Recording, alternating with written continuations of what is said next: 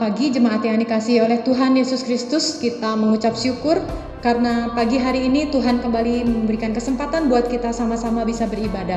Saudara sekalian, biarlah di tempat kita masing-masing beribadah, kita boleh beribadah dengan hati yang rindu dan kita juga beribadah dengan hati yang sungguh-sungguh takut akan Tuhan.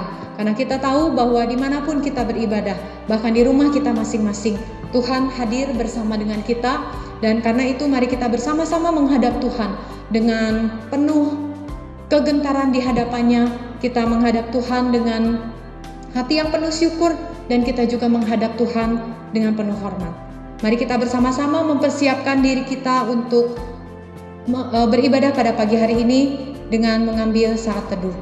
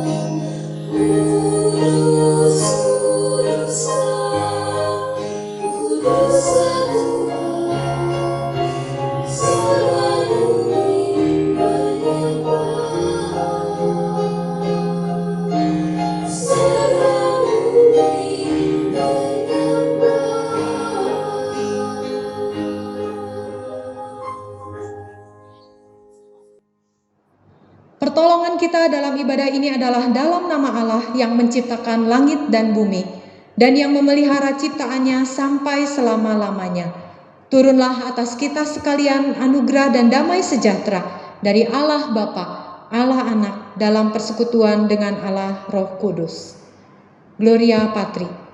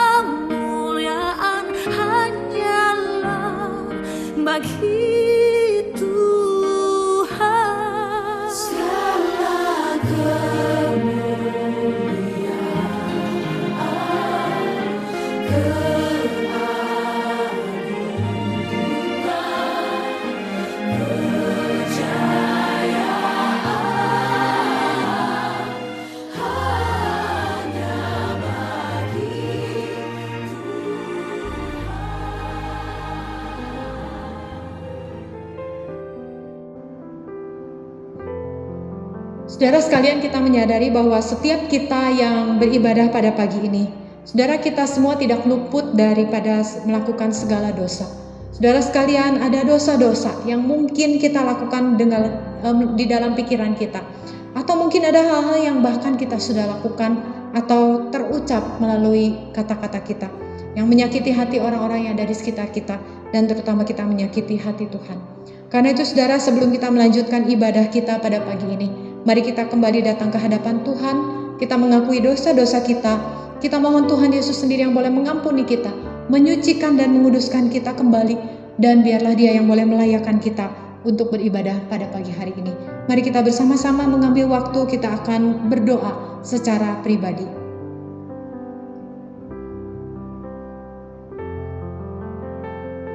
Tuhan Yesus, Engkau mendengar doa kami ya Tuhan.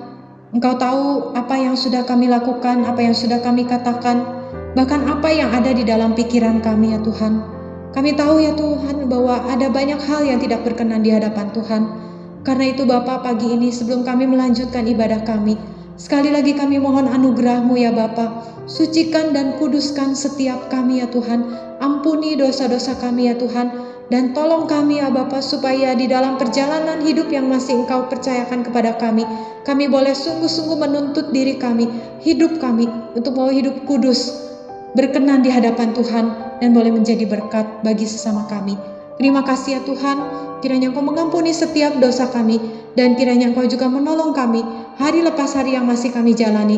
Kami berjalan di dalam pimpinan dan tuntunan Roh Kudus, supaya kami boleh hidup dengan benar, dengan tidak bercacat di hadapan-Mu ya Tuhan, dan hidup kami boleh memuliakan Engkau. Di dalam nama Tuhan Yesus kami berdoa dan mengucap syukur. Amin. Saudara sekalian, bagi kita yang mengakui dosa-dosa kita, ada berita anugerah yang diambil dari kitab Yesaya pasal 55 ayat yang ke-7. Demikian firman Tuhan. Baiklah orang fasik meninggalkan jalannya, dan orang jahat meninggalkan rancangannya. Baiklah ia kembali kepada Tuhan, maka Dia akan mengasihaninya, dan kepada Allah kita, sebab Ia memberi pengampunan dengan limpahnya. Amin. Saudara, mari kita bersama-sama akan melanjutkan ibadah kita dengan penuh syukur, dengan penuh hormat kepada Tuhan. Kita akan menaikkan satu pujian, Bapa, Kau setia. Saudara, kita tahu bahwa hari lepas hari yang kita bisa lewati, hari lepas hari yang Tuhan izinkan kita menjalaninya, saudara, kita tahu semua itu bisa dimungkinkan semata-mata hanya karena anugerah Tuhan. Karena hari lepas hari, karena waktu demi waktu yang kita jalani, Dia menunjukkan kasih dan setianya di dalam hidup kita. Dia menyediakan segala yang kita perlu. Dia memberikan apa yang kita butuhkan.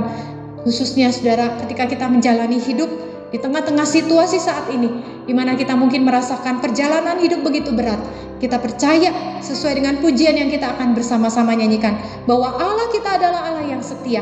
Dia senantiasa menunjukkan kasih dan setianya bagi setiap kita. Mari kita menaikkan pujian ini, Bapa, Kau setia.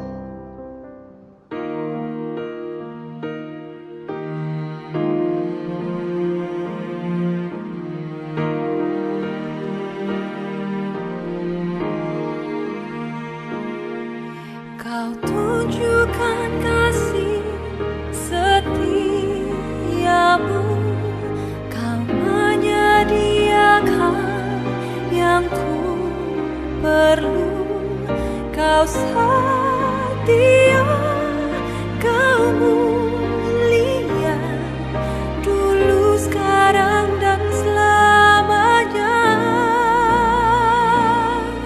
Kau tunjukkan kasih setiamu, Kau menyediakan yang ku perlu. Kau setia,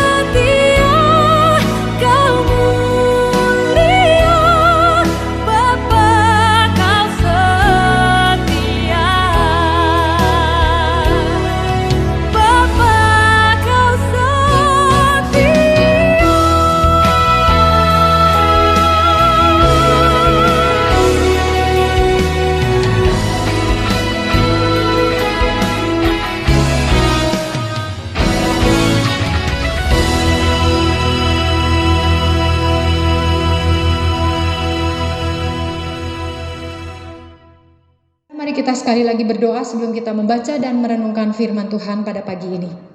Tuhan Yesus, terima kasih ya Bapa, kami bersyukur bahwa kami masih diberikan kesempatan untuk beribadah. Bahkan pagi ini ya Tuhan, Kau kembali memberikan kepada kami juga kesempatan untuk belajar dari kebenaran firman Tuhan. Kiranya Engkau menolong setiap kami ya Tuhan, supaya kami boleh sungguh-sungguh memahami kehendak Tuhan di dalam dan melalui hidup kami. Kalau sampai hari ini kami masih hidup, kami tahu ada sesuatu yang Tuhan mau kerjakan melalui hidup kami. Hidup kami bukan menjadi sesuatu yang sia-sia ya Tuhan, tetapi boleh sungguh-sungguh berdampak bagi orang-orang yang ada di sekitar kami.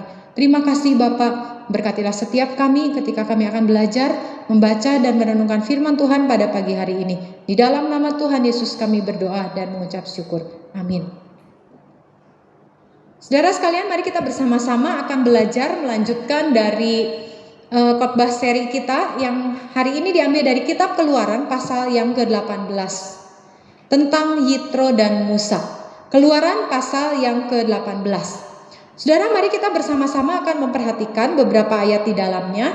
Saya mengajak kita membaca beberapa ayat saja karena terlalu panjang kalau dibaca semua. Tetapi saudara yang ada di rumah, silakan membaca lagi secara lengkap setelah ibadah ini selesai ya. Mungkin di dalam saat teduh saudara bisa kembali merenungkan. Melalui nanti di akhir saya akan memberikan 2 pertanyaan untuk kita renungkan secara khusus mungkin sepanjang 1 minggu ke depan ini. Saudara, mari kita bersama-sama membaca dari kitab Keluaran pasal yang ke-18 dimulai dari ayat yang pertama. Demikian firman Tuhan dengan judul Yitro mengunjungi Musa. Kedengaranlah kepada Yitro imam di Midian, mertua Musa, segala yang dilakukan Allah kepada Musa dan kepada Israel umatnya, yakni bahwa Tuhan telah membawa orang Israel keluar dari Mesir. Lalu Yitro mertua Musa membawa serta Sipora istri Musa yang dahulu disuruh Musa pulang, dan kedua anak laki-laki Sipora yang seorang bernama Gersom, sebab kata Musa, aku telah menjadi seorang pendatang di negeri asing, dan yang seorang lagi bernama Eliezer, sebab katanya, Allah Bapakku adalah penolongku dan telah menyelamatkan aku dari pedang Firaun. Saudara, saya mengajak kita melanjutkan masih di pasal ini. Kita lanjut ke ayat yang selanjutnya, ayat yang ke-9. Bersukacitalah Yitro tentang segala kebaikan yang dilakukan Tuhan kepada orang Israel, bahwa ia telah menyelamatkan mereka dari tangan orang Mesir. Lalu kata Yitro, terpujilah Tuhan yang telah menyelamatkan kamu dari tangan orang Mesir dan dari tangan Firaun. Sekarang aku tahu bahwa Tuhan lebih besar dari segala Allah, sebab ia telah menyelamatkan bangsa ini dari tangan orang Mesir, karena memang orang-orang ini telah bertindak angkuh terhadap mereka. Dan Yitro mertua Musa mempersembahkan korban bakaran dan beberapa korban sembelihan bagi Allah. Lalu Harun dan semua tua-tua Israel datang untuk makan bersama-sama dengan mertua Musa di hadapan Allah. Kita melanjutkan ke ayat 13 dengan judul Pengangkatan Hakim-Hakim. Keesokan harinya duduklah Musa mengadili di antara bangsa itu, dan bangsa itu berdiri di depan Musa dari pagi sampai petang. Ketika mertua Musa melihat segala yang dilakukannya kepada bangsa itu, berkatalah ia, apakah ini yang kau lakukan kepada bangsa itu? Mengapakah engkau seorang diri saja yang duduk, sedang seluruh bangsa itu berdiri di depanmu dari pagi sampai petang?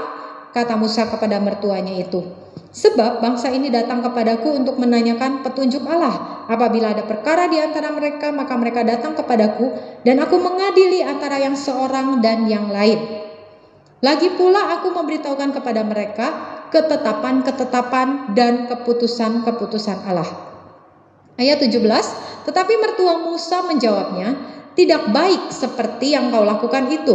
Engkau akan menjadi sangat lelah, baik engkau, baik bangsa yang beserta engkau ini, sebab pekerjaan ini terlalu berat bagimu, takkan sanggup engkau melakukannya seorang diri saja. Jadi sekarang dengarkanlah perkataanku, aku akan memberi nasihat kepadamu dan Allah akan menyertai engkau. Adapun engkau, wakililah bangsa itu di hadapan Allah, dan kau hadapkanlah perkara-perkara mereka kepada Allah.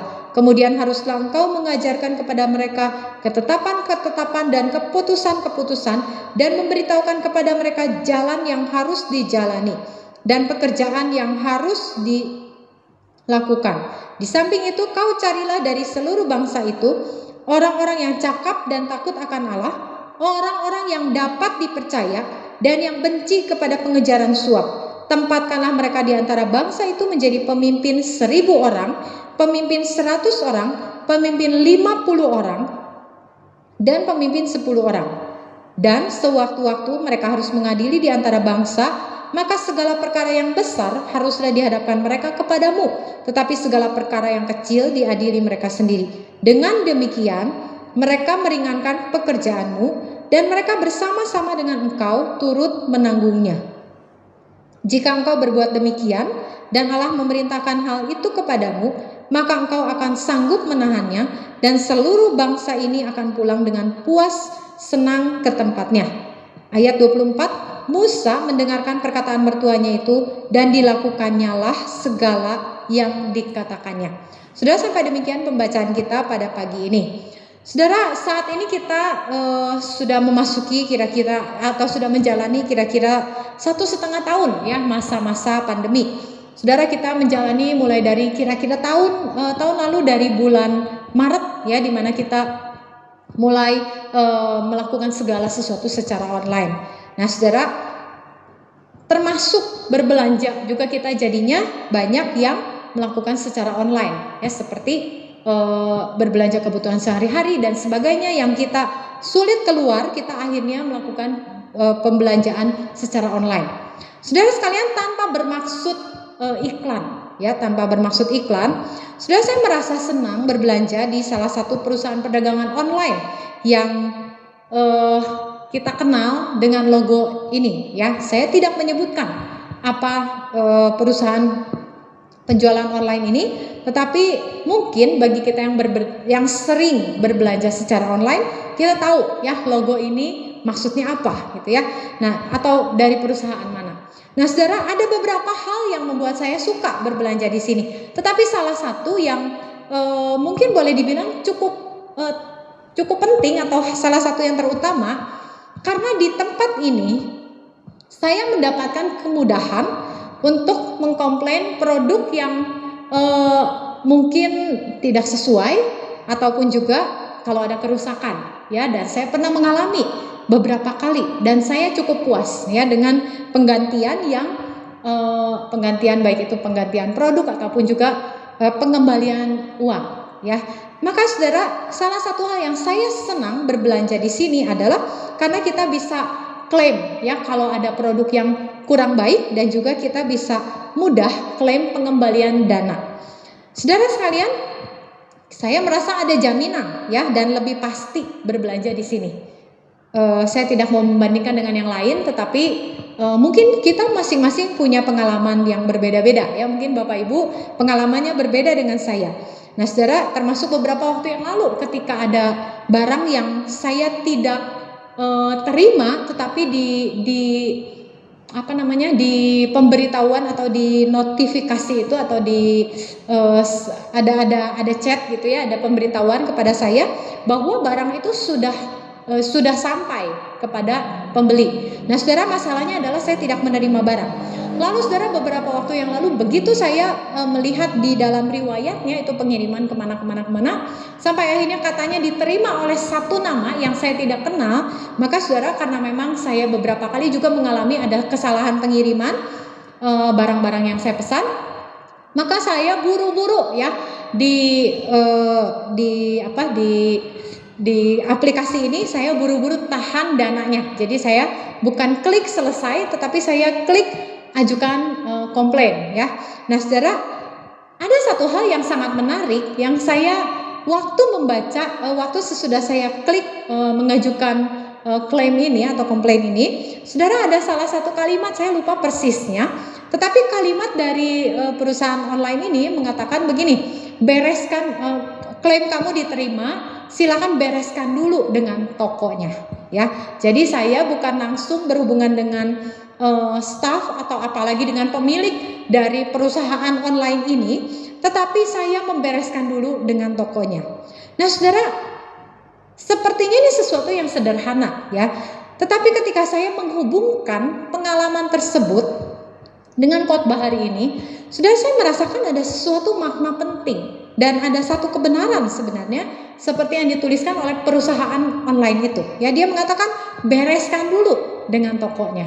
Saudara, kita tidak langsung bertemu dengan staf atau petugas-petugas admin dari perusahaan besar ini, apalagi kita ketemu dengan pemilik perusahaan ini yang terdiri dari beberapa orang. Ya, nah saudara, katanya perusahaan ini sekarang pemegang sahamnya itu ada beberapa orang dan tidak ada satu orang pun yang memiliki saham lebih dari 11%. Ya, jadi kita tahu tentunya ada beberapa orang yang memegang saham di perusahaan ini. Nah, saudara, ketika saya ada masalah dengan toko tertentu, dengan barang tertentu yang saya pesan, saya tidak langsung ketemu dengan staf admin atau siapapun, apalagi dengan para pemegang saham.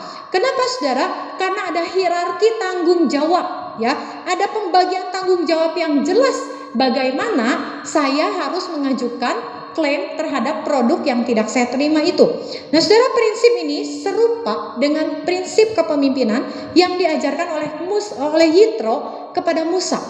Ya, seperti yang tadi kita sudah baca. Saudara, siapakah Yitro? Yitro itu adalah mertuanya Musa. Dia adalah seorang imam di Midian. Tetapi saudara, jangan dipahami imam seperti imam yang ada di tengah-tengah bangsa Israel. Ya saudara, orang Midian itu bukan orang yang menyembah Allah Yahweh seperti bangsa Israel. Maka saudara, kita tahu bahwa sesungguhnya Yitro itu bukan mengenal Allah Yahweh. Tetapi kita melihat dari apa yang tadi kita sudah baca, ketika dia mendengar pekerjaan Tuhan yang besar, bagaimana bangsa Israel Tuhan izinkan melewati laut Teberau menjadi jalan yang kering, menjadi seperti tembok bagi mereka, bagaimana bangsa Israel mengalami banyak pengalaman yang ajaib, yang luar biasa. Saudara, kemudian kita melihat bahwa Yitro memuji Allah Yahweh, Allah bangsa Israel, dan kemudian dia juga mempersembahkan korban. Dan kita melihat bahwa Harun pada waktu itu juga berkumpul bersama-sama. Kita melihat di dalam ayat yang ke-12, Harun dan semua tua-tua Israel makan bersama-sama dengan mertua Musa di hadapan Allah.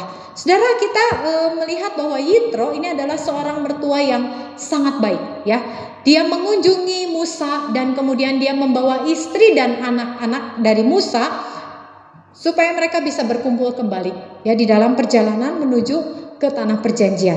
Nah, saudara, seperti yang kita tahu bahwa Musa 40 tahun pertama hidupnya itu berada di Mesir, ya, di dalam segala kemewahan istana Mesir, dan kemudian dengan segala perlengkapan yang dia peroleh selama dia berada di Mesir. Tapi kemudian karena satu peristiwa maka Musa melarikan diri ke Midian, dan di sana dia menjadi gembala selama 40 tahun, dan kemudian dia menikah. Di sana jugalah dia menikah dengan anak dari Yitro. Nah, saudara, kemudian di dalam perjalanan bangsa Israel keluar dari Mesir yang belum terlalu lama mereka berjalan inilah Yitro datang mengunjungi Musa. Saudara, kita melihat di dalam ayat yang tadi kita sudah baca, khususnya melalui ayat mulai dari ayat yang ke-17, dan khususnya nasihat itu ada di dalam ayat yang ke-20 sampai dengan ayat yang ke-22.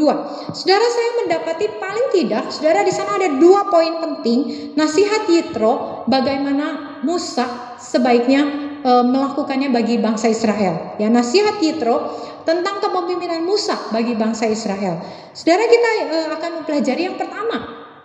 Apa nasihat yang disampaikan oleh Yitro di dalam ayat yang ke-20 sampai dengan ayat yang ke-22. Saudara, di sana Yitro menasihati Musa supaya dia melakukan delegasi dan efisiensi. Dengan cara bagaimana? Dengan cara membagi bangsa Israel menjadi kelompok 1000, menjadi kelompok 100, kelompok 50, dan kemudian kelompok 10. Saudara, kalau kita ingat dari mungkin beberapa dari bulan lalu dan juga mungkin bulan-bulan sebelumnya dalam khotbah serial, saudara, sudah disampaikan bahwa jumlah orang Israel yang keluar dari Mesir menuju tanah perjanjian itu kira-kira ada 2 juta orang. Dicatat ada 600.000 laki-laki saja. Jadi mungkin dengan perempuan dan dengan anak-anak, dengan orang-orang lainnya, saudara, di sana kita mendapati paling tidak sekitar ada 2 juta orang yang berjalan menuju tanah perjanjian. Nah, saudara, 2 juta orang ini adalah jumlah yang sangat besar untuk ditangani hanya oleh 1 orang. Dan kita melihat dari pagi-pagi sampai malam hari, saudara, di sana diceritakan di dalam ayat yang ke-13, duduklah Musa mengadili perkara bangsa itu. Nah, saudara, maka Yitro memberikan satu nasihat yang penting.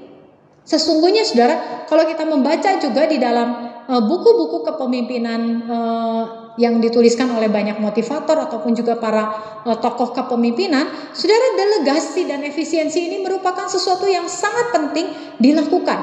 Dan saudara, kita melihat di sini ada pembagian kelompok kecil, ya, kelompok-kelompok yang lebih kecil sampai dengan kelompok-kelompok yang lebih besar. Dan saudara, di sana juga Yitro menasihatkan apa? Ambil pemimpin-pemimpin yang cakap, ya. Karena Musa berkata begini, aku harus memberitahukan ketetapan-ketetapan Tuhan, keputusan-keputusan Tuhan. Nah, maka Yitro memberikan nasihat, kamu bagi menjadi kelompok-kelompok yang lebih kecil.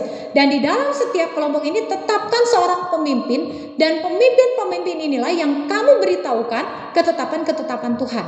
Maka Musa tidak langsung berhadapan dengan umat yang begitu banyak jumlahnya, tetapi dia berhadapan dengan para pemimpin dari setiap kelompok ini dulu. Nah, saudara, delegasi dan efisiensi ini akan menciptakan pemimpin-pemimpin baru, ya, akan menciptakan pemimpin-pemimpin yang kemudian nantinya levelnya itu akan sama. Saudara, ada seorang yang mengatakan, jangan bangga ketika kita misalnya memimpin di suatu tempat, kemudian kita berhasil, sukses, kita berhasil mengembangkan satu perusahaan atau satu pelayanan, satu gereja, sehingga akhirnya bisa dari yang sekian orang menjadi ribuan atau puluhan ribu orang. Tetapi kemudian ketika kita pergi, pelayanan itu atau pekerjaan itu berhenti, atau perusahaan itu menjadi hancur. Nah, saudara, kalau kita mengalami hal seperti ini, dan kalau kita menjadi pemimpinnya, maka sesungguhnya kita adalah pemimpin yang gagal. Kenapa, saudara? Karena kita tidak berhasil menciptakan pemimpin baru yang levelnya sama dengan kita, yang sanggup menjaga gereja atau tempat pelayanan atau perusahaan kita tetap berdiri dan berjalan dengan baik. Saudara, ada seorang dosen Trotman mengatakan begini, jangan pernah melakukan pekerjaan penting yang dapat dilakukan orang lain atau akan dilakukan orang lain jika ada banyak hal penting yang perlu dilakukan yang tidak bisa atau tidak akan dilakukan oleh orang lain. Saudara, saya ulangi ya. Jangan pernah melakukan pekerjaan penting yang dapat dilakukan oleh orang lain atau akan dilakukan oleh orang lain jika ada banyak hal penting lain yang tidak bisa dilakukan atau tidak akan dilakukan orang lain. Artinya begini, saudara. Kalau di sini ada 10 pekerjaan, ada pekerjaan 1 sampai 10. Nah, saudara, ketika ada pekerjaan 1 sampai 5, ada 5 pekerjaan pertama itu bisa dikerjakan oleh semua orang yang lain selain saya. Nah, maka saudara, saya sebagai pemimpin jangan sampai ikut-ikutan mau mengerjakan yang 5 ini, padahal ada ratusan orang lain yang bisa kerjakan juga 5 yang ini. Sementara ada 5 yang lainnya dari pekerjaan ini yang tidak bisa dikerjakan oleh orang-orang banyak ini. Sekali lagi ya, saudara, anggaplah sekarang ada 10 pekerjaan, ada 5 dan ada 5. Yang 5 ini pekerjaan yang bisa dikerjakan oleh semua orang yang sedang menyaksikan khotbah hari ini, yang sedang mengikuti ibadah hari ini. Saudara, Bapak, Ibu, saudara semua bisa mengerjakan juga yang 5 ini. Sedangkan ada 5 lagi yang tidak bisa Bapak Ibu kerjakan. Dan yang 5 ini bisa hanya saya yang bisa mengerjakan. Atau saya melatih Bapak Ibu untuk mengerjakannya. Nah, saudara, dosen Trotman, pendiri dan navigator ini, dia mengatakan, yang 5 ini saya sebagai pemimpin nggak usah ikut campur di dalamnya. Kenapa? Karena ada orang-orang lain, banyak orang lain, Bapak Ibu saudara sekalian, yang bisa sanggup mengerjakan ini. Tetapi ada 5 yang lebih penting yang tidak bisa dikerjakan oleh Bapak Ibu sekalian, dan itu hanya bisa dikerjakan oleh saya. Maka saya harus fokus di yang 5 ini, dan kemudian Bapak Ibu mengerjakan 5 yang lainnya, sehingga 10 pekerjaan ini bisa selesai. Ya, nah saudara, itu adalah kepemimpinan yang efektif. Dan ini juga seperti yang dikatakan oleh William Carey. Kita tahu William Carey adalah salah satu misionaris yang sangat terkenal yang melayani ke India, ya, dari Inggris dia melayani ke India dari tahun 1761 sampai dengan 1834. Saudara, dia pernah mengatakan satu kalimat begini, saya tidak takut gagal. Saya tidak takut gagal, melainkan saya takut sukses di dalam area-area yang tidak penting. Sekali lagi saudara, William Carey mengatakan, saya tidak takut gagal, tetapi saya takut saya sukses di area-area yang tidak penting. Saudara, kalau kita bayangkan ketika kalimat William Carey ini, mungkin kita bisa bayangkan begini. Kita sesungguhnya sedang berjalan di tempat, padahal kita mau mencapai satu tujuan yang jauh di sana. Tapi kita berjalan di tempat. Kita merasa kita berjalan di tempat, kita sudah berusaha sekuat tenaga. Padahal itu tidak ada pentingnya. Kenapa? Karena itu tidak menuju, tidak mencapai apa yang kita tuju. Nah saudara, William Carey lebih takut untuk merasa sukses di dalam hal-hal yang tidak penting, seperti orang yang gak ada kerjaan, jalan lari di tempat, tidak mencapai tujuannya, dibandingkan dengan dia gagal. Kenapa saudara? Karena seseorang yang gagal, dia masih bisa berusaha, mencoba lagi, bangkit lagi, dan dia bisa berhasil. Tetapi orang yang merasa sukses ketika dia padahal sesungguhnya tidak melakukan apa-apa, tidak ada kemajuan yang dicapai, saudara, sesungguhnya itu adalah sesuatu yang mengerikan bagi William Carey. Maka saudara, nasihat Yitro yang pertama, delegasi dan efisiensi di dalam pekerjaan itu sangat penting. Begitu juga di dalam pelayanan. Kenapa saudara? Karena pendelegasian, pembagian tugas, efisiensi di dalam tugas, saudara, itu adalah sesuatu yang sesungguhnya akan menciptakan pemimpin-pemimpin baru. Maka saudara, mari kita mengoreksi, mengevaluasi pelayanan kita. Saudara, GKI Jemaat Kanaan sudah berumur 30 tahun. Ya, minggu lalu kita baru merayakannya. Dan di dalam 30 tahun ini, saudara, apakah kita merasakan, mengalami ada sungguh-sungguh kemajuan yang nyata? Apakah mari kita mengevaluasi, apakah sudah ada pendelegasian tugas-tugas? Apakah sudah ada efisiensi tugas-tugas? Atau kita sama-sama rame-rame berkutat di dalam satu hal yang sama, seperti yang dikatakan oleh William Carey. Kita merasa sukses, padahal kita mengerjakan satu hal yang sama, dan kita mengabaikan hal-hal yang lain. Saudara, kita rame-rame menggarap satu pekerjaan tertentu yang kita pikir kita sukses dan berhasil di dalamnya. Padahal ada bagian-bagian lain yang kita abaikan atau kita lupakan. Saudara, ketika Tuhan memanggil gerejanya, saya percaya ada banyak hal yang Tuhan percayakan kepada kita. Ada banyak hal yang bisa kita kerjakan bagi kemuliaannya. Maka delegasi dan efisiensi itu menjadi sesuatu hal yang sangat penting dan tidak bisa kita abaikan. Kenapa saudara? Karena delegasi dan efisiensi itu akan membuat pelayanan itu menjadi terus berkembang dan semakin berbuah nyata, semakin berbuah lebat, dan kita sungguh-sungguh akan melihat hasilnya. Saudara, kemudian yang kedua yang dinasihatkan oleh Yitro kepada Musa. Saudara, yang kedua, seperti yang tadi saya sudah katakan, bahwa pemimpin-pemimpin ini harus dibimbing ya oleh Musa. Maka yang kedua, nasihat yang kedua, harus ada instruksi dan koordinasi. Harus ada instruksi dan koordinasi. Atur para pemimpinnya. Atur para pemimpinnya. Supaya apa, saudara? Supaya para pemimpin inilah yang kemudian akan berperan untuk menyatakan ketetapan-ketetapan Tuhan bagi umat Israel pada waktu itu. Maka untuk menyatakan ketetapan-ketetapan Tuhan ini, Musa secara langsung menyampaikan kepada pemimpin-pemimpin ini. Pemimpin 1000, pemimpin 100, pemimpin 50, dan pemimpin 10 orang. Nah saudara, ada hierarki tugas sekali lagi ya. Maka kemudian instruksi dan koordinasi ini juga menjadi sesuatu yang sangat penting. Saudara, kalau kita melihat perjalanan bangsa Israel, Tuhan Allah sendiri juga selalu mengajarkan hal ini. Saudara, kita melihat bagaimana ketika mereka diperintahkan membangun kemah suci. Bahkan kemudian ketika mereka juga diizinkan, bangsa Israel diizinkan membangun bait Allah. Saudara, setiap bagian dari pelayanan itu merupakan bagian-bagian yang dipersiapkan dengan baik. Saudara, kita melihat bahkan ada Besaleel dan Aholiab yang ditunjuk orang-orang yang pandai dalam pekerjaan tertentu, pekerjaan-pekerjaan timah, pekerjaan-pekerjaan perak, pekerjaan-pekerjaan sebagai pemuji, dan sebagainya. Saudara, kita melihat ada pembagian-pembagian tugas yang jelas sekali. Tidak semua orang menjalankan satu bagian secara bersama-sama atau rame-rame gitu ya saudara. Tetapi kita melihat ada pembagian-pembagian yang jelas.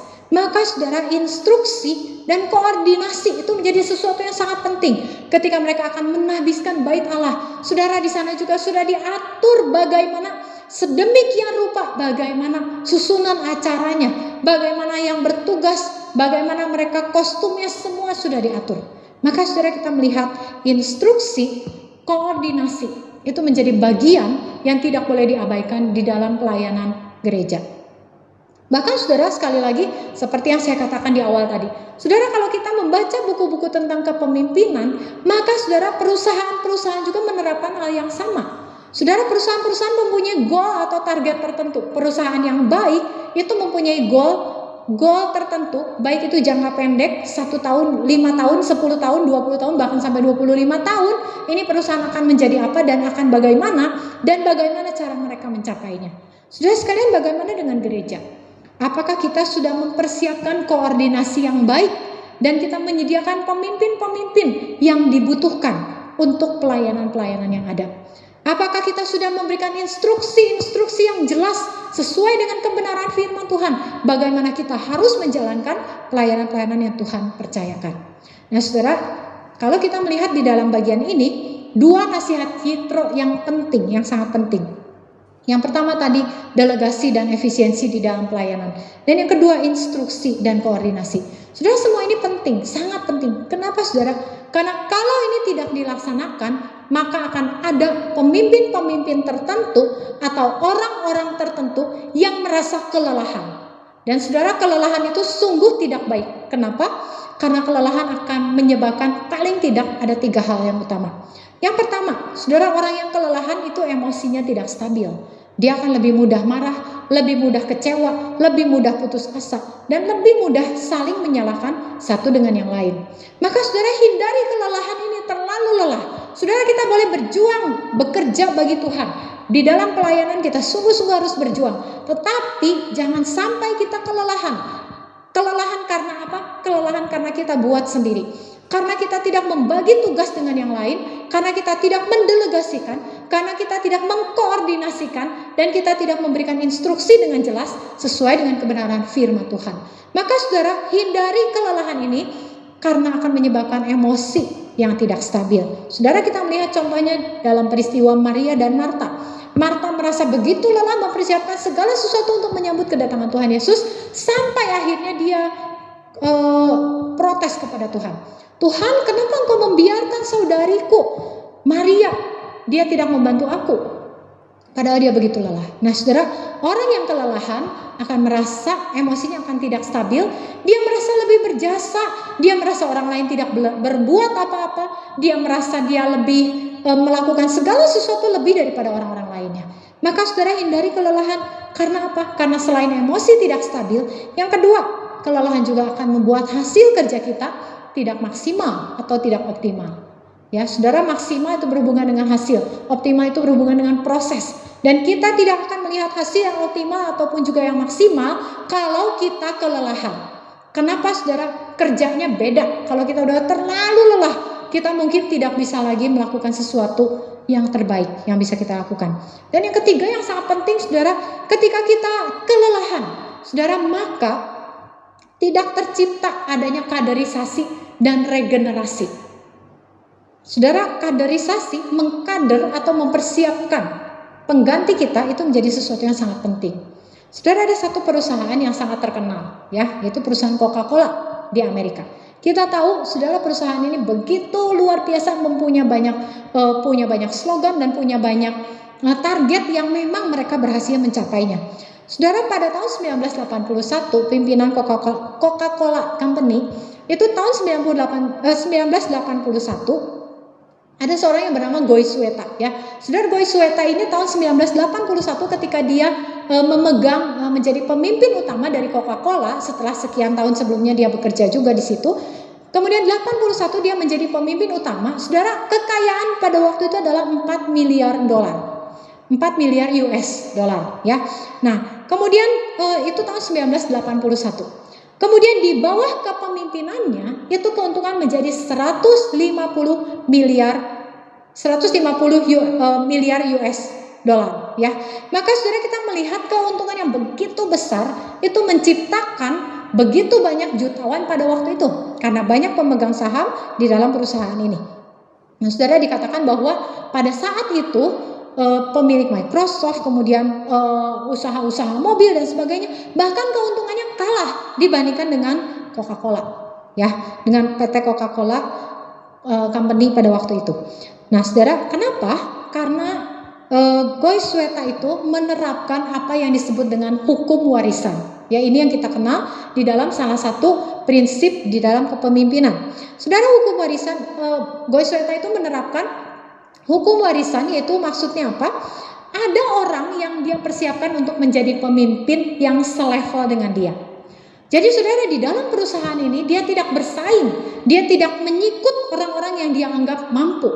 Luar biasanya saudara, diceritakan bahwa tahun 79 sebelum dia menjadi pemimpin utama Coca-Cola ini, saudara, tahun 79 itu ada seorang bernama Ivester, ya. Ivester ini juga menjadi salah satu karyawan di Coca-Cola. Dia bergabung tahun 79 dan kemudian dia ternyata dilihat dia mempunyai bakat yang baik, ya. Maka dia dipersiapkan menjadi pemimpin oleh Goizueta. Lalu saudara, tahun 89 dia dikirim ke Eropa. Kenapa saudara? Karena menurut Goizueta itu ada hal-hal penting, kekurangan dari Ivester yang dia harus pelajari di lapangan dengan cara dia dikirim ke Eropa. Maka kemudian dia dikirim ke Eropa dan tahun 94 dia kembali lagi ke Coca-Cola Company, ke pusatnya ini. Mereka bekerja sama dan kemudian dia menjadi pengganti dari Goizueta. Maka saudara, kita melihat kalau pada waktu itu berita-berita begitu gencar pada waktu kematian dari pemimpin Coca-Cola ini, saudara, tetapi diceritakan apa? Bahwa Coca-Cola tidak goncang, tidak goyah. Kenapa? Karena mereka sudah mempersiapkan pemimpin yang levelnya sama. Nah, saudara, dan ketika membaca kisah tentang kedua orang ini, saudara, ternyata sebelumnya dia juga diperlakukan yang sama. Goizueta sebelum memimpin Coca-Cola Company tahun 1981 sehingga menghasilkan keuntungan sampai 3.500%, saudara, sebelumnya dia juga dipersiapkan oleh pendahulunya. Maka saudara, prinsip inilah yang sangat penting berlaku atau dijalankan di dalam pelayanan kita. Saudara, penting sekali melakukan kaderisasi dan regenerasi. Supaya apa saudara? Supaya pelayanan di dalam gereja itu tidak berhenti. Supaya bahkan ketika tidak ada pemimpin gereja, pelayanan itu bisa tetap berjalan. Bukan asal jalan, bukan asal ada ibadah, bukan asal ada persekutuan, bukan asal ada kegiatan-kegiatan tertentu, melainkan kegiatan-kegiatan bisa tetap berjalan dengan kualitas yang sama, bahkan lebih baik lagi. Saudara, pelajaran atau aplikasi bagi kita di dalam usia yang ke-30 tahun, bagi GKIM Jemaat Kanaan, bagi saudara dan bagi saya. Saudara, ketika saya merenungkan firman Tuhan yang kita baca pada saat ini, saudara, ada dua hal yang saya ingin kita bersama-sama merenungkan dan menjadi PR bagi kita. Pelajaran atau aplikasi apa yang kita sebagai satu kesatuan tubuh Kristus di tengah-tengah GKIM Jemaat Kanaan, khususnya di dalam usia yang ke-30. Saudara, mempelajari dari apa yang dilakukan oleh Yitro kepada Musa. Saudara, ada dua hal penting yang saya ingin kita bersama-sama sesudah ibadah ini kita renungkan dan kita coba memikirkannya secara pribadi. Hal yang pertama, saudara, pada bagian apa saya dapat berkontribusi, berperan aktif agar pelayanan di GKIM Kanaan menjadi efektif, efisien, dan menjadi berkat buat banyak orang. Saudara, di bagian mana saya dan saudara bisa berperan aktif supaya pelayanan menjadi efektif, menjadi efisien, dan kita semua bisa menjadi berkat bagi banyak orang? Di bagian mana? Saudara, mari kita bersama-sama pikirkan. Saya percaya Tuhan memberikan kepada kita talenta masing-masing. Saudara, jangan sampai seperti yang dikatakan oleh dosen Trotman. Saudara, jangan sampai kita berkumpul di satu bagian tertentu yang kita anggap kita bekerja, kita berjuang berlelah-lelah. Padahal sesungguhnya ada banyak hal lain yang bisa kita kembangkan, potensi-potensi lain yang bisa kita kembangkan yang mungkin orang-orang lain tidak sanggup atau tidak akan melakukannya. Saudara sekalian, hal yang kedua, bagian apa yang perlu saya lepaskan dan memberikannya kepada orang lain supaya saya tidak kelelahan dan ada regenerasi serta kaderisasi bagi generasi selanjutnya. Saudara, mari kita berandai-andai. Gereja ini, kalau saat ini saya sedang berlelah-lelah di dalam gereja, di dalam pelayanan gereja, saudara, ketika kita merasa kita sedang berlelah-lelah, kita sedang melakukan sesuatu, saudara, relakah kita melepaskannya dan kita melatih orang lain? Saudara, jangan bilang enggak ada orang, ya. Karena mungkin orang-orang ini tidak muncul karena saya terus ada di sini. Saudara, ini yang seringkali menjadi penyakit dalam tanda kutip, ya, di dalam banyak gereja. Saudara, banyak orang berkata, iya nggak ada yang mau naik. Saudara, padahal orang-orang yang ada di bawah berkata apa? Ya kamu di situ terus, jadi saya nggak mau naik. Karena kamu ada di atas terus, karena kamu di situ terus. Saudara, mungkin ini menjadi evaluasi buat kita. Saudara, orang-orang seperti yang tadi kisah di dalam Coca-Cola Company, kalau mereka saling sikut, kalau mereka merasa ini perusahaan saya, dibawa ke pemimpinan saya dalam waktu sekian tahun yang sangat singkat, hanya hitungan beberapa belas tahun, keuntungan sudah mencapai 3.500%, maka tidak ada yang bisa mengalahkan saya. Saudara, kalau para pemimpinnya seperti ini, Coca-Cola tidak akan menjadi besar seperti sekarang. Dan saudara, kita melihat bagaimana perusahaan demi perusahaan besar itu mereka melakukan prinsip kepemimpinan yang sesungguhnya prinsip yang alkitabiah, yang sebenarnya harusnya itu juga dilakukan di dalam gereja. Saudara, ada prinsip-prinsip kepemimpinan yang baik yang seharusnya itu terjadi di dalam gereja. Salah satunya itu adalah regenerasi dan kaderisasi. Maka saudara, hal yang kedua yang saya ingin kita merenungkan, bagian apa yang perlu saya lepaskan? Anggaplah itu satu kemampuan saya yang terutama, kemampuan saya yang terbesar, tetapi saya rela melepaskannya supaya apa? Supaya ada orang lain yang bisa naik, dan kemudian saya tidak kelelahan, dan mereka juga bisa melakukan mungkin lebih baik daripada saya. Saudara, ada seorang, saya lupa siapa namanya, tetapi dia mengatakan begini, saya akan bangga kalau penerus saya melakukan hal yang saya kerjakan lebih baik daripada saya. Jadi misalnya sekarang saya berkhotbah, lalu saya membimbing orang lain untuk juga bisa berkhotbah, dan ternyata yang saya bimbing itu bisa berkhotbah lebih baik daripada saya, maka saya akan berbahagia dan saya akan bangga. Kenapa? Itulah keberhasilan saya. Bukan saya berhasil bukan karena seumur hidup saya menjadi pengkhotbah yang hebat atau yang handal, tetapi saya berhasil ketika saya bisa memuridkan, ketika saya bisa melatih, ketika saya kemudian bisa meregenerasi dan menghasilkan pemimpin baru atau kader-kader yang baru yang hebat, bahkan lebih hebat daripada saya. Maka saudara, di dalam usia yang sudah 30 tahun ini, saudara, sekali lagi saya mengajak kita bersama-sama, kita merenungkan pada bagian apa saya bisa berkontribusi supaya pelayanan menjadi efektif, efisien, dan bisa jadi berkat. Saudara, di tengah-tengah kondisi pandemi pada saat ini, gereja sungguh-sungguh dituntut melakukan tugas dan kewajibannya, panggilannya. Saudara, kalau bicara orang miskin, firman Tuhan dengan jelas mengatakan orang miskin itu akan selalu ada pada kita. Di jemaat manapun, saudara, kalau sekalipun saudara melihat misalnya di gereja-gereja tertentu, wah itu mas semua orang kaya. Tidak mungkin semua orang kaya. Saudara, saya percaya masih ada orang-orang yang mungkin miskin secara ekonomi, dan mereka yang perlu ditolong. Nah saudara, firman Tuhan mengatakan orang miskin itu akan selalu ada pada kita.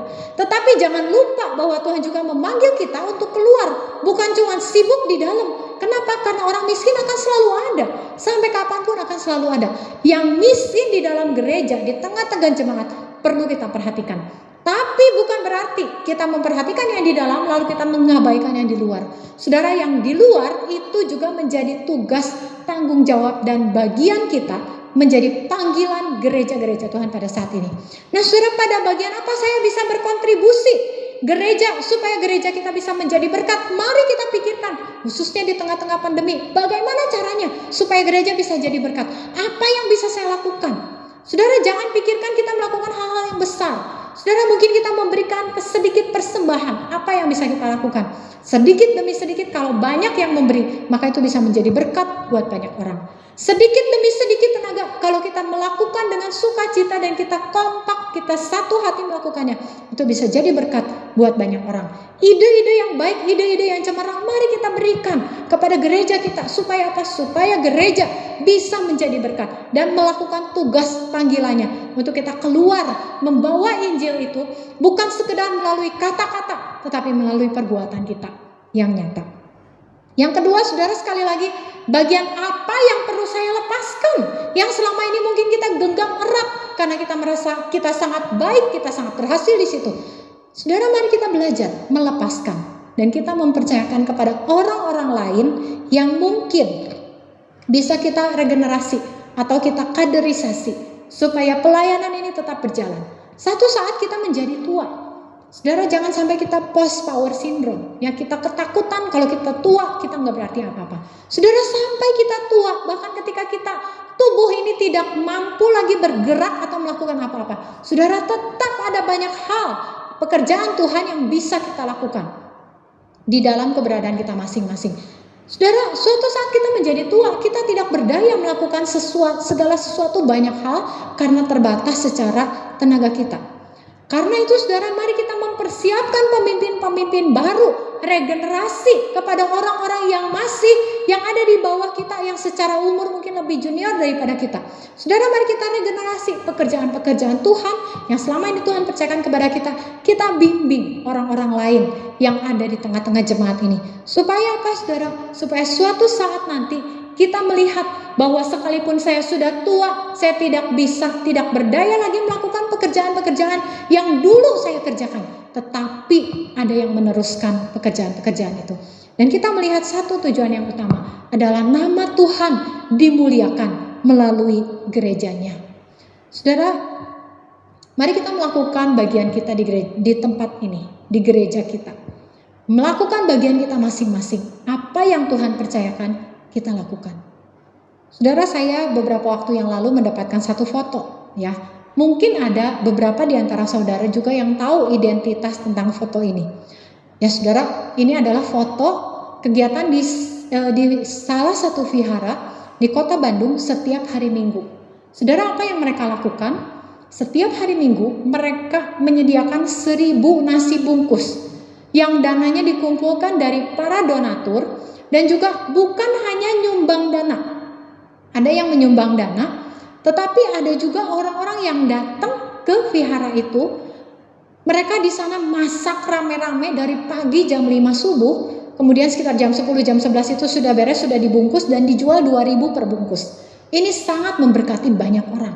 Ya, dan di antara yang membeli dengan harga 2.000 ini ada banyak orang-orang dari suku atau etnis Chinese atau Tionghoa di daerah itu. Ya, saudara, jadi ternyata di daerah itu banyak sekali orang Kristen, bahkan orang-orang yang Chinese juga, ya saudara, yang sangat miskin sehingga mereka ikutan membeli nasi bungkus seharga 2.000. Dan mereka membeli untuk keluarganya juga. Nah, saudara, satu hal yang menarik adalah ketika saya tanya, saudara, di vihara itu ada orang yang menyumbang makanan. Jadi saya bisa bikin apa, saya bikin. Saya memberikan ini. Saya mampunya berapa banyak, saya berikan segini. Saya mampu 50 untuk 50. Misalnya, saya nyumbang perkedel untuk 50. Saya nyumbang telur untuk 50. Saudara, itu dikumpulkan. Akhirnya setiap hari Minggu, saudara, mereka berhasil menyediakan makanan untuk 1000 bungkus nasi yang dijual seharga hanya Rp2.000. Saudara, kita melihat di dalam pelayanan ini, di dalam apa yang mereka lakukan, saudara, mereka melakukan bagian mereka masing-masing. Ada yang mungkin punya tenaga, saya nggak punya banyak uang, tapi saya mampu masak, saya punya tenaga, saya lakukan bagian saya. Dan kita melihat, saudara, vihara ini menjadi berkat buat banyak orang, bahkan diantaranya juga orang-orang Kristen. Saudara, satu hal yang saya renungkan ketika saya mendapatkan foto ini, saudara, dia memberikan satu caption atau satu kalimat. Kapan ya gereja-gereja bisa seperti ini? Nah, saudara, kapan gereja-gereja bisa bergandengan tangan? Kapan anggota gereja bisa bergandengan tangan? Melakukan segala sesuatu sesuai dengan talenta masing-masing, dengan tujuan bisa menjadi berkat buat banyak orang dan nama Tuhan dimuliakan. Kalau mereka saja yang tidak mengenal Allah seperti yang kita sembah, mereka saja yang mungkin tidak terlalu yakin dengan keselamatan kekal seperti yang kita miliki, jaminan keselamatan yang kita miliki. Mereka bisa melakukan seperti itu. Saudara, seharusnya terlebih lagi kita yang sudah menerima anugerah Tuhan begitu besar, begitu limpah hari lepas hari. Bahkan saat ini saudara, ketika kita tidak usah bernafas dengan bantuan oksigen, ketika kita tidak harus berburu rumah sakit yang beberapa waktu yang lalu itu sampai begitu sulit untuk mendapatkan rumah sakit. Kita melihat pasien-pasien terlantar di depan ruang IGD di rumah sakit. Kita melihat bahkan ada yang akhirnya menjadi terpapar virus, terpapar COVID karena mereka berhari-hari di IGD. Padahal waktu mereka masuk mereka dites negatif. Tetapi saudara kemudian mereka meninggal karena COVID, karena tidak tertangani. Maka saudara ketika kita bisa hidup sampai hari ini, ketika kita bisa mendapatkan jaminan keselamatan kekal suatu saat nanti, saudara, itu adalah salah satu berkat yang begitu besar yang tidak bisa kita ungkapkan dengan kata-kata dan yang pastinya tidak mungkin dapat kita balas. Maka saudara, mari kita mempersembahkan hidup kita seperti Roma 12 ayat 1 mengatakan. Mari kita mempersembahkan hidup kita menjadi persembahan hidup yang kudus, yang berkenan di hadapan Tuhan. Dan kita sungguh-sungguh memuliakan Tuhan dengan hidup kita. Amin. Mari kita berdoa. Bapa di surga, kami bersyukur ya Tuhan, gerejamu boleh mencapai usia yang ke-30. Dan kami sungguh bersyukur melihat pemeliharaan Tuhan bagi gereja kami. Saat ini Tuhan, kami sebagai jemaat Tuhan mempunyai PR yang besar. Bagaimana kami harus menjalani hidup kami sebagai anggota gereja, baik jemaat maupun simpatisan. Kami mengambil peran secara aktif, melakukan bagian kami ya Tuhan, supaya nama Tuhan dimuliakan, supaya pelayanan apapun boleh berjalan dengan baik. Bahkan ketika kami tidak ada orang-orang lain yang bisa menggantikannya, bahkan melakukan lebih baik daripada kami. Berkati gerejamu ya Tuhan. Kiranya Kau juga memberikan ide-ide yang baik bagi para pemimpin gereja kami. Tuhan memberkati hamba Tuhan, memberkati majelis, memberkati semua pengurus ya Tuhan. Supaya sekalipun di tengah-tengah kondisi pandemi, kami tetap bisa melakukan bagian kami yang terbaik untuk Tuhan, bagi kemuliaan-Mu. Terima kasih Tuhan. Ini doa kami Tuhan, yang kami naikkan hanya di dalam nama Tuhan Yesus. Amin. Bapak Ibu Saudara sekalian yang dikasihi oleh Tuhan Yesus Kristus, mari bersama-sama dengan gereja di segala abad dan tempat kita akan mengikrarkan pengakuan iman rasuli. Bagi Bapak Ibu yang bisa atau memungkinkan untuk berdiri di posisi masing-masing di rumah Bapak Ibu sekalian, mari kita mengikrarkan pengakuan iman rasuli. Dengan berdiri kita menyatakan penghormatan kita dan iman kita kepada Tuhan. Aku percaya kepada Allah, Bapa yang Maha Kuasa, Khalik langit dan bumi, dan kepada Yesus Kristus anaknya yang tunggal Tuhan kita, yang dikandung dari Roh Kudus, lahir dari anak darah Maria, yang menderita sengsara di bawah pemerintahan Pontius Pilatus, disalibkan, mati dan dikuburkan, turun ke dalam kerajaan maut. Pada hari yang ketiga bangkit pula dari antara orang mati, naik ke surga, duduk di sebelah kanan Allah, Bapa yang Maha Kuasa. Dan dari sana ia akan datang untuk menghakimi orang yang hidup dan yang mati. Aku percaya kepada Roh Kudus, gereja yang kudus dan am, persekutuan orang kudus, pengampunan dosa, kebangkitan tubuh, dan hidup yang kekal. Amin. Saudara sekalian, kita bersyukur bahwa hari lepas hari Tuhan memelihara kita. Hari lepas hari Dia memberkati kita, bukan saja dengan berkat-berkat rohani yang membuat kita kuat menjalani kehidupan ini, tetapi tentunya Dia juga memberkati kita dengan berkat-berkat jasmani. Kita tidak kekurangan, kita masih bisa menjalani hari-hari kita dengan baik, meskipun mungkin kita merasa tidak sebaik sebelumnya. Tetapi sampai saat ini Tuhan memelihara kita. Dia memberikan berkat-berkatnya yang limpah bagi setiap kita. Saudara, mari kita bersama-sama akan menaikkan ucapan syukur kita. Dengan juga kita sekaligus akan memberikan persembahan. Dan sekaligus kita menyatakan komitmen kita kepada Tuhan. Sebagaimana firman Tuhan yang kita sudah dengarkan. Saudara, mari kita bersama-sama mau mempersembahkan. Bukan hanya uang kita, atau kita mempersembahkan hal-hal tertentu dari hidup kita, tetapi kita mempersembahkan seluruh hidup kita bagi Tuhan. Saudara, kita menaikkan satu pujian, Rohmu yang hidup penuhiku. Di dalam bait yang ketiga, bait yang terakhir. Saudara, di sana ada satu komitmen bagi kita. bahwa kita mau mempersembahkan hidup kita, seluruh hidup kita bagi Tuhan kita. Mari kita akan memberikan persembahan. Saudara, persembahan bisa diberikan dengan beberapa cara. Yang pertama, saudara, nanti di layar gadget saudara, baik itu TV, televisi ataupun juga laptop, atau di dalam handphone saudara, saudara di sana akan muncul QR code dan saudara bisa langsung scan, kemudian bisa menuliskan jumlah persembahan yang saudara akan berikan. Ataupun juga bisa menggunakan berbagai aplikasi e-money, baik itu GoPay ataupun juga Shopee Pay, atau menggunakan OVO dan berbagai aplikasi e-money lainnya. Atau saudara bisa memberikan secara tunai, dimasukkan di dalam kotak persembahan yang tersedia di gereja. Saudara, mari bersama-sama sambil mengiringi persembahan kita akan menyanyikan satu pujian yang merupakan komitmen kita sebagaimana firman Tuhan yang kita sudah dengarkan. Roh-Mu yang hidup penuhiku.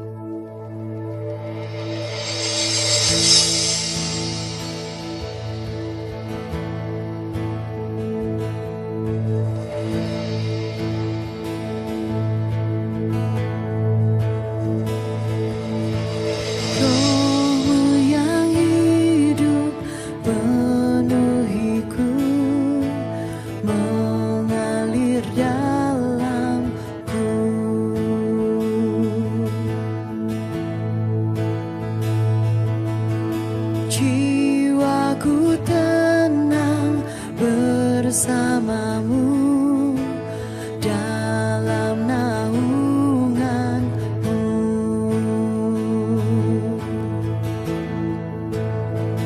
Ku buka hati untuk jamahanmu, berserah penuh di hadiratmu.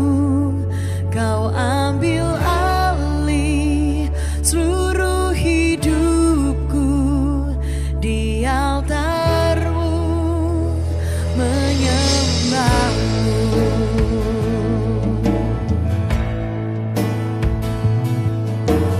Roh-Mu yang kudus pulihkanku, Engkaulah damaiku. Ku hidup oleh anugerah-Mu yang menyertaiku,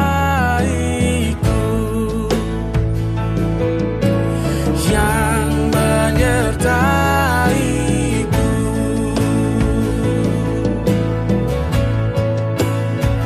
Ku buka hati untuk jamahanmu, berserah penuh di hadiratmu.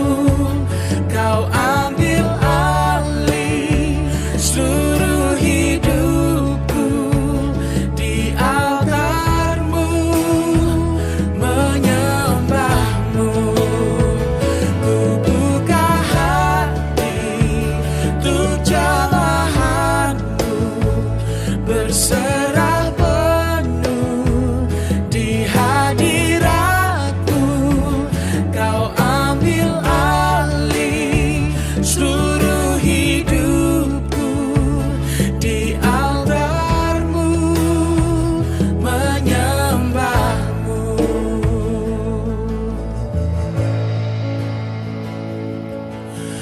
Roh-Mu yang hidup penuhiku, datang urapiku. Ku siap terima kuasa-Mu, hidupku bagimu, hidupku bagimu.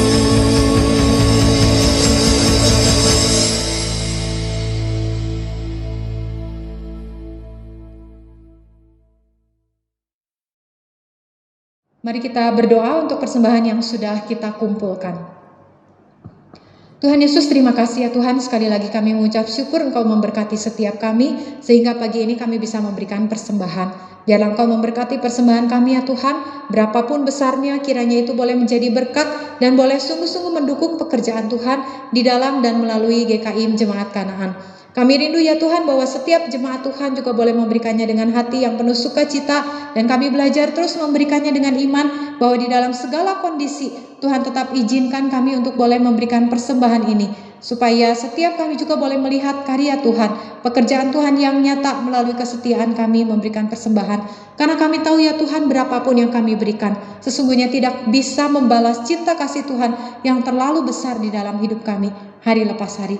Terima kasih Tuhan, berkatilah persembahan kami boleh menjadi berkat, dan Tuhan juga memberkati untuk setiap majelis yang mengelola keuangan ini, supaya melalui persembahan kami nama Tuhan juga boleh dimuliakan, pekerjaan Tuhan juga boleh semakin diperluas, dan gerejamu juga Tuhan boleh sungguh-sungguh menjadi berkat bagi orang-orang yang ada di sekitar kami, maupun juga bagi jemaat-jemaat Tuhan di tempat ini. Terima kasih ya Bapa. Kami juga mau berdoa pada saat ini Tuhan, menyerahkan setiap pergumulan jemaat kami, biarlah Tuhan juga memberkati di dalam kondisi yang mungkin terasa begitu sulit ya Tuhan bagi beberapa jemaat kami.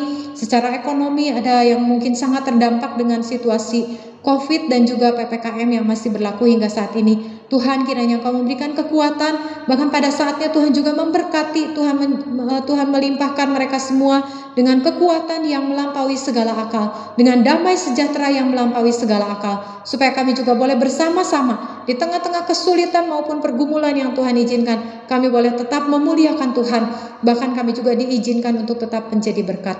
Tuhan, kami berdoa buat negara kami di dalam berbagai kesulitan yang terjadi ya Tuhan karena kondisi pandemi saat ini. Kami berdoa kiranya Kau memberikan hikmat bagi presiden kami, bagi seluruh jajaran pemerintahan untuk bisa mengatasi situasi COVID pada saat ini.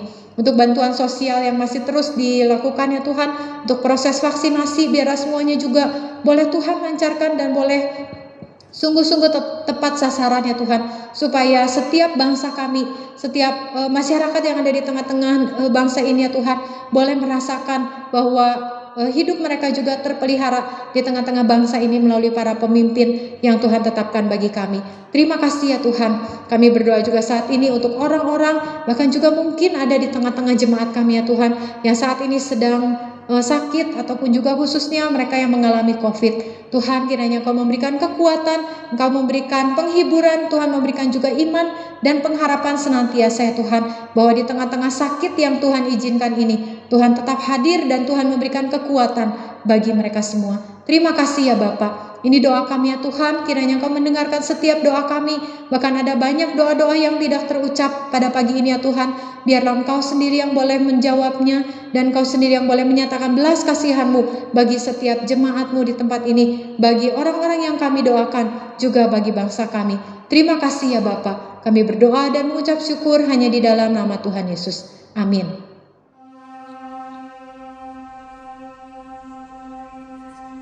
Kasih apa yang ku beri sengaja, apa yang layak yang dapat ku bersembahkan, berikanlah yang layak.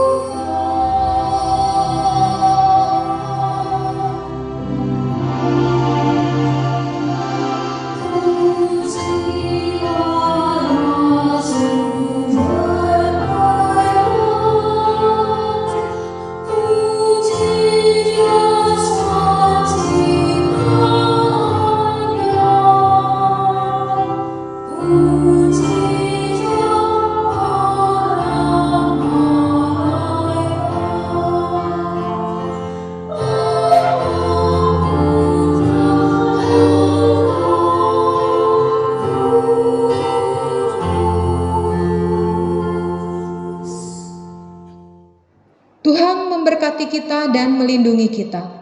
Tuhan menyinari kita dengan wajah-Nya dan memberi kita kasih karunia. Tuhan menghadapkan wajah-Nya kepada kita dan memberi kita damai sejahtera. Amin.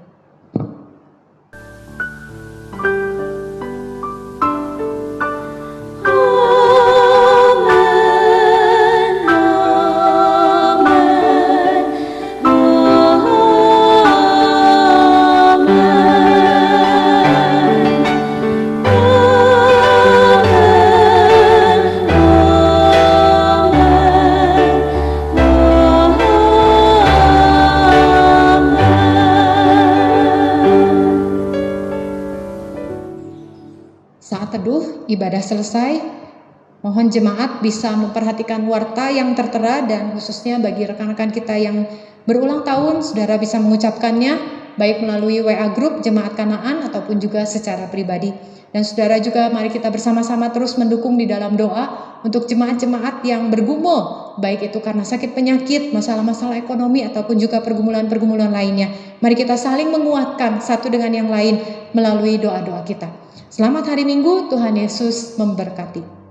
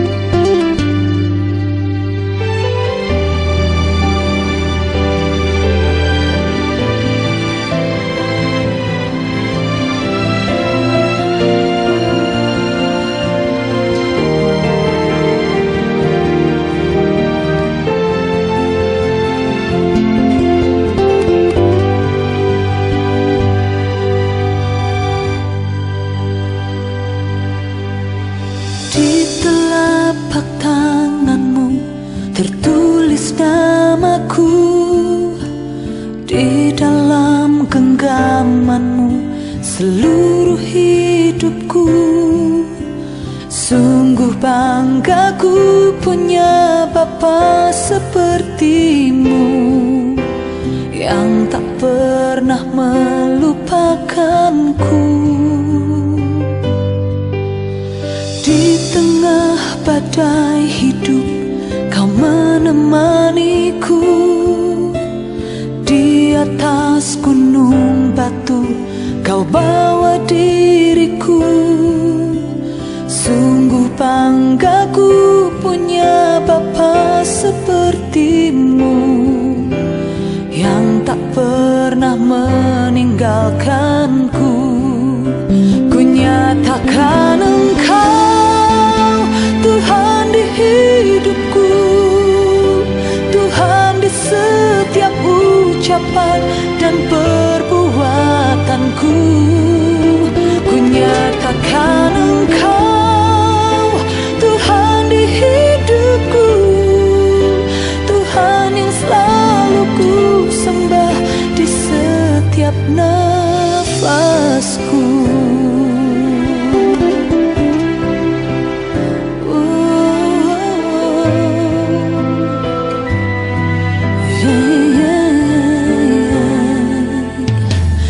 Di tengah badai hidup Kau menemaniku.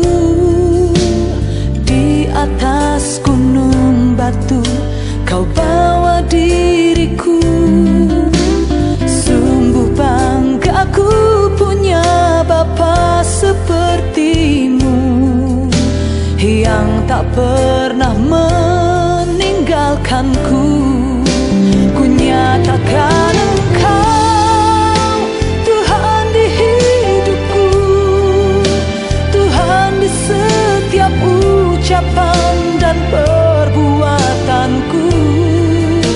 Ku nyatakan Engkau Tuhan di hidupku, Tuhan yang selalu ku sembah di setiap nafasku. Tuhan di hidupku, Tuhan di setiap ucapan dan perbuatanku. Ku nyatakan Engkau Tuhan di hidupku, Tuhan yang selalu ku sembah di setiap nafasku.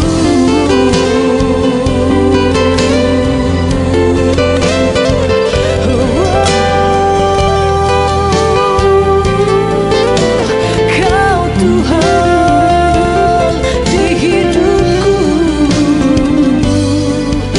ku nyatakan Kau Tuhan di hidupku, setiap ucapan dan perbuatanku.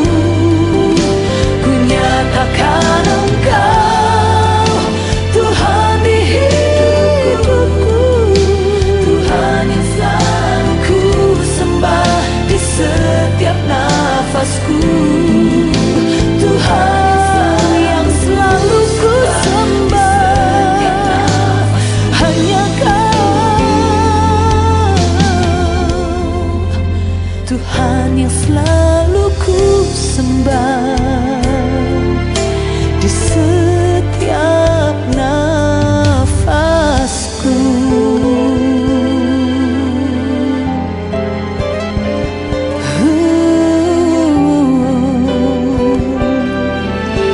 Engkau yang ku sembah Tuhan,